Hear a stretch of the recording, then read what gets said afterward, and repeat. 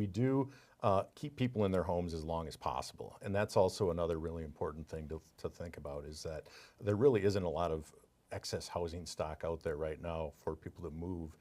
So they really need to try and maintain their existing homes, and that's what we're here to do. Welcome to the Home Comfort Zone podcast. I am Theresa. I'm the marketing manager here at All Comfort Services. Today I welcome Adam Weisse, who's the executive director at Project Home. Welcome, Adam. Thank you, Theresa. Happy to be here.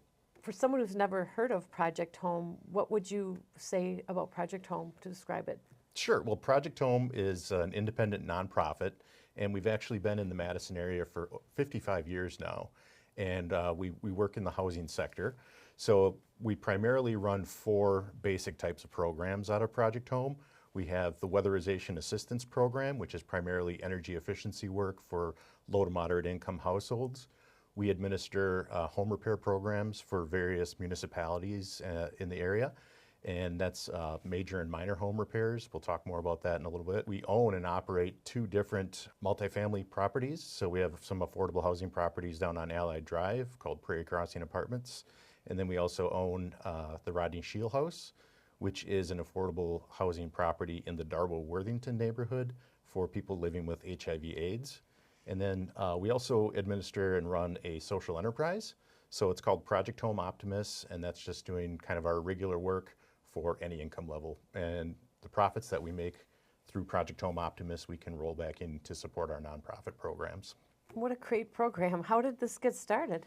Back in the early 70s, this actually got started by, I believe, a church group who recognized that some members of the congregation needed assistance with their home repairs and keeping up with the maintenance on their homes. So they started a group that just went around and assisted each other with doing the home repairs. And from that, they quickly expanded to other neighborhoods in the city, and it became clear that there was a need citywide and countywide, and they sort of expanded and formed what we know today as Project Home, and they've been administering repair and maintenance programs for the city of Madison and Dane County ever since then. So its genesis was in Madison, Wisconsin. That's where how it got started, was in Madison? Correct. Yeah, we're a local organization. We don't have a national affiliate like, for example, Habitat for Humanity.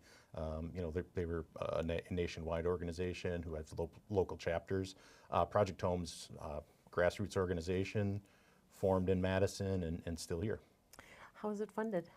We receive funding from a lot of different sources. So we receive a lot of state and federal funding for some of the home repair programs and the Weatherization Assistance Program.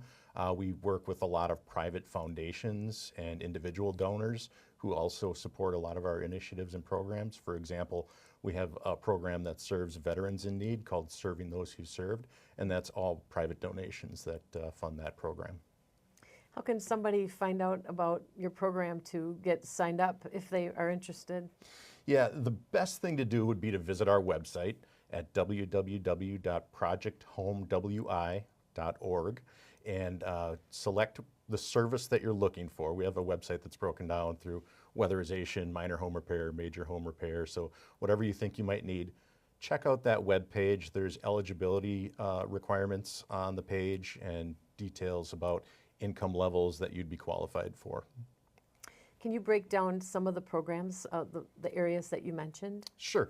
By and away, the biggest program that we administer is the Weatherization Assistance Program. And that's under this umbrella of programs in Wisconsin called Home Energy Plus. And there's 3 parts to that program. And they all begin with somebody applying for and receiving energy assistance benefits in Wisconsin. And locally, they would do that through Energy Services, Inc., and they have an office down on Fish Hatchery Road. That program is eligible for households at or below 60% of the state median income.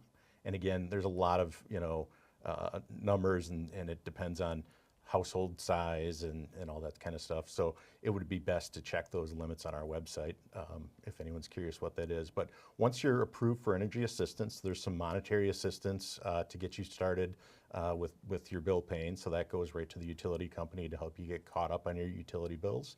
You're also eligible for that portion of the program that we administer called the Weatherization Assistance Program. And through that, Project Home can come out, perform an energy audit on your home. We can perform energy efficiency upgrades to your home for example, air sealing, insulation of your attic, insulation of your walls. We could do heating system replacements, plumbing repairs, water heater replacements, ventilation systems in homes. We're able to come out one time through that program. And then the other part of the program that you're eligible for once you are approved for energy assistance benefits is the emergency heating system repair and replacement program. So if you find yourself in a no heat situation, you can call into ESI, let them know you have no heat, and then as part of that emergency, they'll refer over to us and we'll reach out to our HVAC contractors and dispatch somebody to get that system either repaired or replaced. And this is all at no cost to the homeowners, so it's an excellent benefit that's available to the people in our neighborhoods that need it the most. So it's Dane County only? The weatherization program is available throughout Wisconsin in all 72 counties. Project Home is responsible for administering that program in Dane County and also south of us in Greene County. Okay, great. Now the ESA, what is that ESI, what do those initials stand for? Yeah, ESI is Energy Services, Inc., and they are the ones who would be receiving your application for the energy assistance benefits and then approving and qualifying you for those benefits. And so somebody's in a situation where they need that help, where do they go to call Energy Service Inc.? ESIWI.org or .com, excuse me. They have a phone number as well, which we'll put up as well. And then calling that gets you to their call center. They staff that 24/7 this time of year, and they can talk you through your eligibility requirements and the application requirements. And is ESI also in Dane County only? No, ESI is actually in quite a few counties in Wisconsin. They administer the Heating Energy Assistance Program for Dane County, and Project Home administers the Weatherization Assistance Program. So we work hand in hand and we refer back and forth to each other. Okay, great. What a wonderful partnership. Then the other programs that you were mentioning, the repairs, and can you explain a little bit more of those other programs? Sure. I think the best way to do that would be break them down into categories. So we have minor home repair programs, and then we also have major home rehab programs. So for the minor home repair programs, we generally call that minor carpentry, electrical, and plumbing repairs. And generally those are focused on health and safety needs in the home to make sure that the homeowners are safe in their home. For the City of Madison, we administer the City of Madison Minor Home Repair Program. And through that program, individuals living within the actual City of Madison can apply to Project Home for the benefit. And then we can perform these repairs on their home with our technicians for a subsidized labor rate of $15 an hour. And the homeowners are responsible for that labor rate and also the cost of materials. We also have a plumber on staff, so they could get plumbing repairs done for $15 an hour, which is pretty amazing for somebody in their financial situation. Right, so it's similar eligibility requirements of the median income. Yeah, slightly higher than the Weatherization Assistance Program. So the Weatherization Program goes up to 60% of the state median income. And again, we can give you these charts for the eligibility requirements that you can post on your website. But Weatherization is 60% of state median, whereas all the repair programs are 80% of county median income. And for Dane County, those limits go quite a bit higher than the 60% of state median. So people who think they may be eligible for it definitely should look into it, because I think that sometimes the income limits are a little bit higher than some people are anticipating. That's absolutely true. We've learned that from the Here and Home program. Yes. That many people, and by my calculations, over 70% of the residents in Dane County qualify, or most of the counties qualify for the Here Home program. So they should take a look. That would be a boon for somebody. Yep. So for the lower income portions of the Here and Home program, we would be aligned with those income limits. Adam, how does your program differ from the ones in Dane County? So for the City of Madison, we talked about the minor repair program. Dane County runs a little bit of a different minor repair program. They run it as an actual grant to the homeowner, and we can perform up to a few $1,000s worth of work of needed home repairs. So there's no out-of-pocket money. People understand that, so that's a very popular program. We tend to have a wait list for that particular program. And then the major home rehab programs that we administer for the City of Madison and for Dane County and Greene County are all bigger ticket items. That would be for projects up to maybe $25,000. So if you need a whole roof replaced, if you need some structural improvements, or a whole house full of windows and doors, things like that would be under that program. And those programs are operated as a deferred payment loan. So people apply for the program. They're actually applying for a second mortgage for the funding for this program. So there are some loan to value limits that we have to look at and make sure people aren't behind on their taxes. But those are all for owner occupied properties in the city of Madison and Dane County. Do you do any work with the banks to facilitate that, or is the homeowner responsible for securing that? Well, the homeowner works directly with Project Home, so Project Home administers the funding for that program, and we will actually sign the notes and mortgages with the homeowners themselves when we file them with the county. And they're deferred payment loans, so they really do not accrue interest. They do not need to make monthly payments on the loan. It just sits as a second mortgage in the background until such time as that home is no longer their primary residence. So if they were to pass away or sell the house and move out, at that point in time, the loan would come due and they'd have to pay the money back to the program. So, before we were talking about opportunities for people to buy homes in Dane County, Yep. and that it's limited for lots of people who are new homeowners, who are just new in the market. This really opens up the door for a lot of people who want to buy a home who may not have the resources. What have you seen an uptick on sort of on people taking advantage, or not taking advantage, but using these resources? Mm-hmm. Yeah, well, we don't do home buyer assistance through our programs, but we do keep people in their homes as long as possible. And that's also another really important thing to think about, is that there really isn't a lot of excess housing stock out there right now for people to move. So they really need to try and maintain their existing homes, and that's what we're here to do. Is our motto is keep every home safe and sound, and really that's what we're here to do, is to keep people safe in their homes for as long as possible. And ultimately, that creates stability in our community if people are in their homes and not having to leave their homes. Correct. Yeah. So I was thinking in terms of if someone was able to buy a home and they wanted to fix it up, so that could be another good thing, is like neighborhoods where the homes are run down. Are you able to do that type of thing too, or is it you would have already had to own it for a certain amount of time and then you can work with someone? Or Sure. Usually for the major home rehab programs that we're talking about, generally speaking, the house could not have sold within the previous 12 months.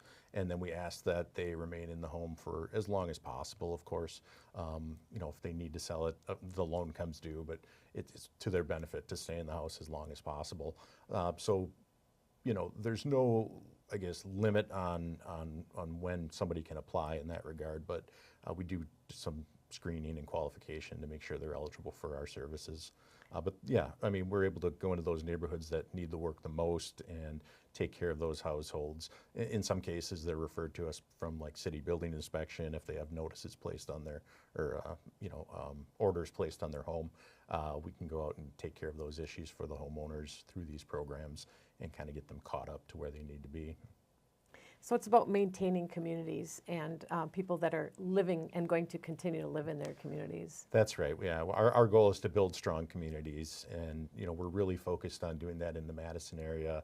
I think there's, like you said, there's a huge percentage of our population that needs assistance, and that homes are very expensive to own and maintain. We all know that, and keeping somebody in their home for as long as possible, that home being usually their largest investment, their largest asset, and making sure that that's valued as high as possible to make sure that they're able to maintain their lifestyle. So what about the team that works at Project Home to fulfill all these requests? Yeah, we've got a great team at Project Home. We have 27 employees. We've been larger in the past and smaller in the past, depending on funding levels for the programs. But right now we work on several hundred homes a year. That's about average for us right now. And we have everybody from finance department to an intake staff to do qualification, to review applications. We've got a great home repair team that goes out and does all the home repairs that we were talking about. So they take care of flooring and plumbing and minor carpentry skills, that kind of stuff.